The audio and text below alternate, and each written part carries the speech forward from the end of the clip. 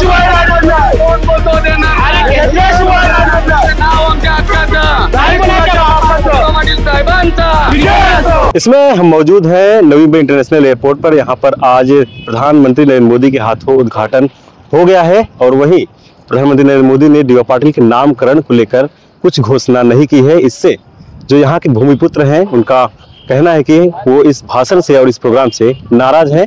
जब तक उनको डी.वाई. पाटिल का नामकरण नहीं दिया जाता है वो आने वाले समय में और भी उग्र आंदोलन कर सकते हैं। वहीं प्रधानमंत्री नरेंद्र मोदी ने दिवंगत डी.वाई. पाटिल के कार्यों की सराहना करते हुए कुछ शब्द भी कहे हैं। तो आइए मिलते हैं जो यहाँ के भूमिपुत्र हैं उनका क्या कुछ कहना है नामकरण को लेकर, आखिर क्या कुछ प्रतिक्रिया है। आज नरेंद्र मोदी साहेबांनी त्याचं नाव डिक्लेअर करायला पाहिजे का ह्या विमानतळाला त्याचं नाव द्यावं, पण असं एक शब्द सुद्धा त्याच्या नावाने, म्हणून ह्याच गोष्टीचा आम्हाला दुःख होतंय। कारण प्रकल्प आमच्या जीवावर हे प्रकल्प जमीन दिली म्हणून हे विमानतळ झालं आणि त्याच्या बुडाशी आमच्या होते डी.वाय. पाटील। आज त्यांचं नाव याच्यातून नाव निशाण काढून टाकतं, याच्याबद्दल आम्हाला फार दुःख होतंय।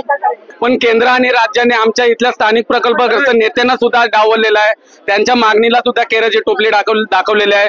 त्याच्यामुळे इथले भूमिपुत्र नाराज झालेले आहेत आणि जर अजूनपर्यंत ते विमान उडलेलं नाही, इथल्या भूमिपुत्रांची एकमुखाने एकच मागणी आहे की विमानतळाला डी.वाय. पाटील साहेबांचं नाव मिळालं पाहिजे।